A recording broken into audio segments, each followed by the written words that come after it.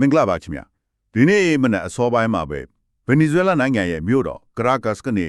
ကမ္ဘာကိုတုံလုံးဆဲတဲ့သတင်းတွေတက်လာခဲ့ပါတယ်ပောက်ကွဲတန်တွေအေးဘော်အခြေအနေကြီးညာချက်တွေနဲ့အတူအမေရိကန်နဲ့ဗင်နီဇွဲလားဂျာကတင်းမာမှုကအထွတ်ထိပ်ကိုရောက်သွားခဲ့ပုံပါပဲဆိုတော့ကျွန်တော်တို့စီရောက်လာတဲ့အေးဘော်သတင်းရင်းမြစ်တွေကိုအခြေခံပြီးဒီအဖြစ်ပြတဲ့နောက်ခွဲမှာဘာတွေရှိလဲဘာတွေဆက်ဖြစ်လာနိုင်မလဲဆိုတာကိုအတွင်းကြကြဆွေးနွေးကြည့်ကြပါမယ်ဟုတ်ပါတယ်ရှင်ကျွန်တော်တို့ရဲ့ဒီနေ့ဆွေးနွေးမှုကသတင်းတွေကိုအချိန်နဲ့တပြေးညီပြန်ပြီးတိစောက်ကြည့်တာထက်ပိုပါတယ်အဓိကတော့ဒီဖြစ်ရပ်တွေကဘာကိုဆိုလို့တလဲဘာကြောင့်အခုလိုအချိန်မှာဖြစ်လာရတာလဲပြီးတော့နိုင်ငံတကာနိုင်ငံရေးဇက်ခွန်ပေါ်မှာဘယ်လိုမျိုးလှိုင်းကြရည်ရိုက်သွားနိုင်မလဲဆိုတာကိုနားလည်အောင်စူးစမ်းကြမှာပါရှင်အဖြစ်ပြကအရန်ကိုမြန်တော့လေတစ်ခွက်ချင်းစီတေချာလိုက်ကြည့်ဖို့လိုပါတယ်ဟုတ်ကဲ့ဒါဆိုရင်အဖြစ်ပြက်ဒီအားလုံးကမနဲ့အစောကြီးမှာစကေခဲ့တာဆိုတော့အဲ့ဒီအချိန်မှာကာရာကတ်စ်မြို့ရဲ့မြေပြင်အခြေအနေကဘယ်လိုမျိုးဖြစ်သွားခဲ့လဲဆိုတာကနေစကြည့်ကြရအောင်တရင်တွေရဆိုရင်မြို့တော်တစ်ခုလုံးအိမ်မောချနေတဲ့အချိန်ကြီးမှာနော်မှန်ပါတယ်ရှင်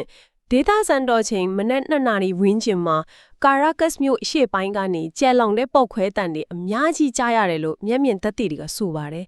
အဲ့ဒီနောက်မှာတော့လူနာတင်ကားအော်ဆွဲတဲ့နေလူတွေရဲ့ထိုက်လန့်တကြားအော်ဟစ်တဲ့နေနဲ့မျိုးတော့ပရမ်ပတာဖြစ်သွားခဲ့တယ်ပေါ့ social media ပေါ်မှာတက်လာတဲ့ video file လေးလည်းတွေ့လိုက်တယ်ခင်ဗျ American စစ်လီယန်လို့ယူဆရတဲ့ချက်လီယန်တွေမြို့ပေါ်မှာအနှိပ်ပြန်ဝဲနေတာမျိုးတွေလေဟုတ်ပါတယ်အဲ့ဒီဗီဒီယိုတွေကအခြေအနေကိုပို့ပြီးထင်ရှားစေတာပေါ့ဒါမဲ့သူကဗီဒီယိုကိုအတိအကျပြစ်မှထားခဲ့တာလေအဲ့ဒါကိုကြည့်ရင်ဒီစစ်စင်ရဲ့ရွေးချက်ကိုပုံမြင်လာမယ်ထင်တယ်တရင်မေတွေမှာလာကာလိုတာလေးစိတ်ပေါ်ကနေမီခိုးလုံးဤဒီတက်နီရဲ့ပုံတွေပါလာတယ်လေ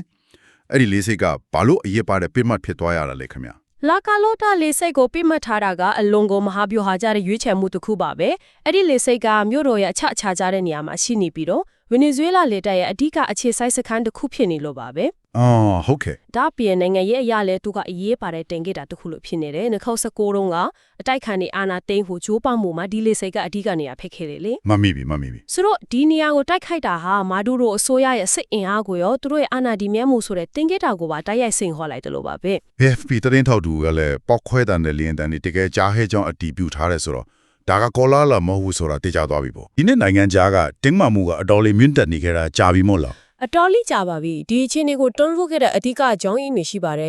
်ပထမတစ်ခုကတော့ American ပြည်ထောင်စုက Nicolas Maduro ရဲ့တမတတရားဝင်မှုကိုအတိအမှမပြုတာကစတာပဲဟုတ်တယ်2018ရွေးကောက်ပွဲကလိမ့်လည်မှုတွေနဲ့ပြည့်နေတယ်လို့ဆွဆွဲပြီးတော့အတက်ခံခေါင်းဆောင်ဟွမ်ကွာယီတို့ကိုကြားဖြတ်တမတဖြစ်အတိအမှပြုခဲ့တာနော်ဟုတ်ပါတယ်ရှင်အဲ့ဒါကတန်တမန်ရေးရာစအကြီးမားဆုံးထိတ်တိုက်တွေ့ဆုံမှုရဲ့အစပဲပြီးတော့စီးပွားရေးပိတ်ဆို့မှုတွေလည်းရှိတယ်လေအထူးသဖြင့်ဗင်နီဇွဲလားရဲ့အဓိကဝင်ငွေရလမ်းဖြစ်တဲ့ရေနံလုံကောင်းကိုပြတ်မှတ်ထားတဲ့ပိတ်ဆို့မှုတွေမာဒူရိုအစိုးရကိုဖိအားပေးဖို့ရည်ရွယ်ခဲ့ပြီးမြဲတိုင်းပြည်ရဲ့စီးပွားရေးကိုအကြီးအကျယ်ထိခိုက်စေခဲ့တယ်ပေါ့နော်လူသားချင်းစာရမှုဆိုင်ရာအကြက်အတဲကိုပိုဆိုးစေခဲ့လို့ဝေဖန်မှုတွေလည်းရှိခဲ့တယ်ဒီလိုနှုတ်ခမ်းတီရှိနေတော့မှာပဲအမေရိကန်တရားရေးဌာနကသမရမာဒူရိုနဲ့သူရဲ့ထိတ်တန့်အရာရှိတွေကိုတရားစွဲလိုက်တယ်တဲ့ဟုတ်အဲ့ဒါအရေးကြီးတဲ့အချက်ပဲရှင်မူရအကြမ်းဖက်မှုလို့ခေါ်တဲ့ narco terrorism ကိုမူရစေဝါမောင်ခုမှုနဲ့ငွေကြေးခဝါချမှုတွေနဲ့တရားစွဲခဲ့တာဆိုတော့အခုထစ်နေတဲ့စီရေးစုစံရဲ့အတွက်တရားဝင်ကြောင်းပြချက်ကအဲ့ဒီမူရမောင်ခုမှုဆွဆွဲချက်တွေပေါ့ခြေခံတယ်လို့ထိုးလို့ရမလားခင်ဗျ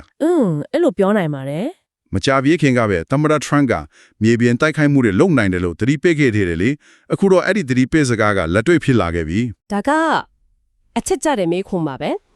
CBS သတင်းဌာနကို American ဆိုရရာရှိတူကဒီတိုက်ခိုက်မှုကိုအတည်ပြုခဲ့တဲ့ဆိုတဲ့သတင်းထွက်လာတယ်အဲ့ဒီနောက်မှာတော့ Venezuela ဆိုရကဒါကိုစစ်ရေးကျူးကျော်မှုလို့ချက်ချင်းရှုတ်ချပြီးနိုင်ငံတော်ကိုအရေးပေါ်ခြင်းကြီးကြီးညာလိုက်တာပေါ့ဟုတ်ကဲ့ဒါပေမဲ့ဒီအဖြစ်အပျက်ဒီအားလုံးကိုလွှမ်းမိုးသွားတဲ့နောက်ထပ်သတင်းတစ်ခုထွက်လာခဲ့ပါတယ်ဟုတ်ပါတယ်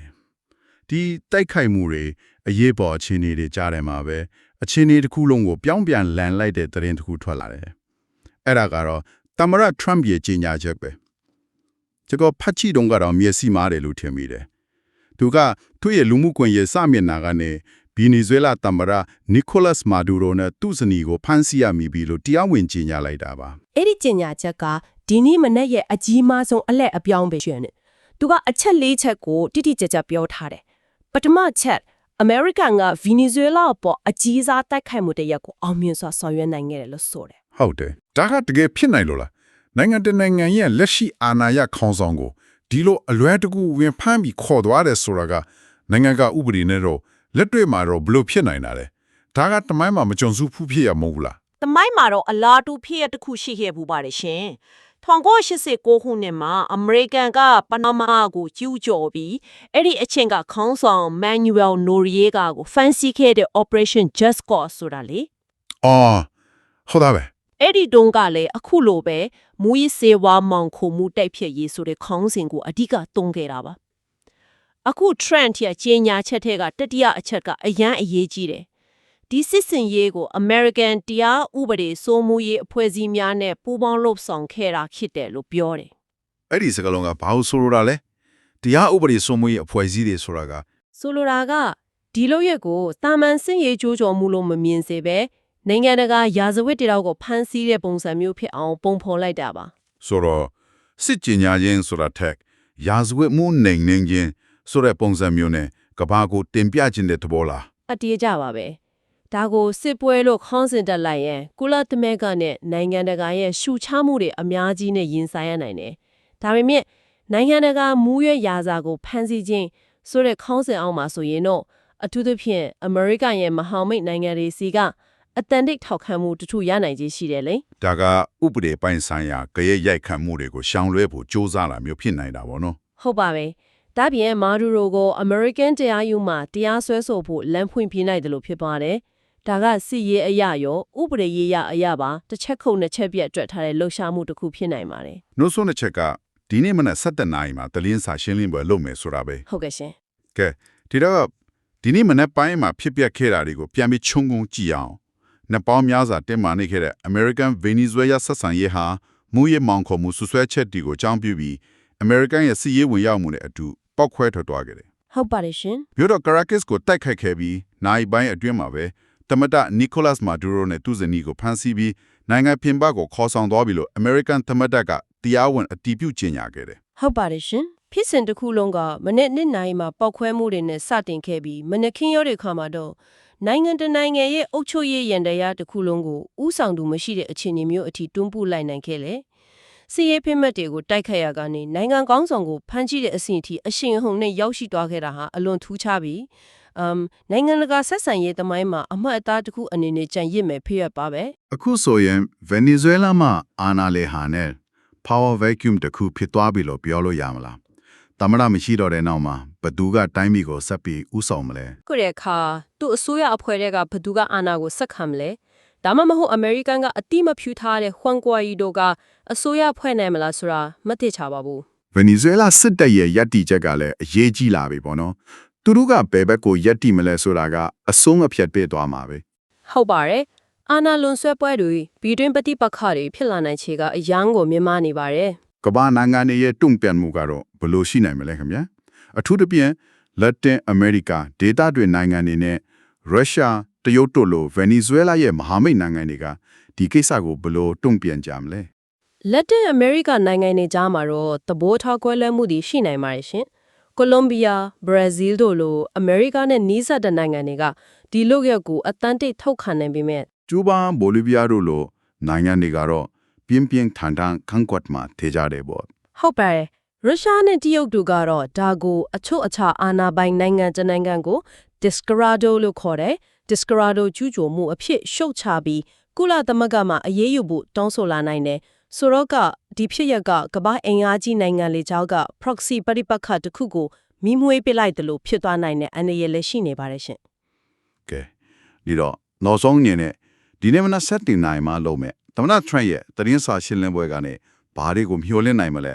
အဲ့ဒီကနေကျွန်တော်တို့ဘာကိုဆက်ပြီးတွေးဆဆရာတွေရလာနိုင်မလဲခင်ဗျ အဲ့ဒီသတင်းစာရှင်းလင်းပွဲကအရန်ကိုရေးကြည့်ပါတယ်သူကဒီစစ်စင်ရေးရဲ့အသေးစိတ်အချက်လက်တွေမာဒူရိုကိုဘယ်မှာထိမ့်သိမ်းထားတယ်ဆိုတာနဲ့သူ့ကိုဘယ်လိုတရားစီရင်မလဲဆိုတဲ့အစီအစဉ်တွေကိုထုတ်ပြန်နိုင်ပါတယ် ဟုတ်ကဲ့ ဒါပေမဲ့ဒီအချက်လက်တွေရဲ့နောက်ွယ်မှာပုံကြီးတဲ့မေခုံးတစ်ခုကြံနေခဲ့ပါလိမ့်မယ်အဲ့ဒါကတော့ဘယ်လိုပြောမလဲနိုင်ငံတနိုင်ငံရဲ့လက်ရှိအာဏာရသမ္မတကိုအင်အားသုံးဖန်ဆီးထိမ့်သိမ်းလိုက်တဲ့လူရဟာအနာဂတ်နိုင်ငံတကာပြည်တိပြဖြည့်ရှင်ရေးအတွက်စံနမူနာတစ်ခုဖြစ်သွားနိုင်မလားဆိုတာပါပဲ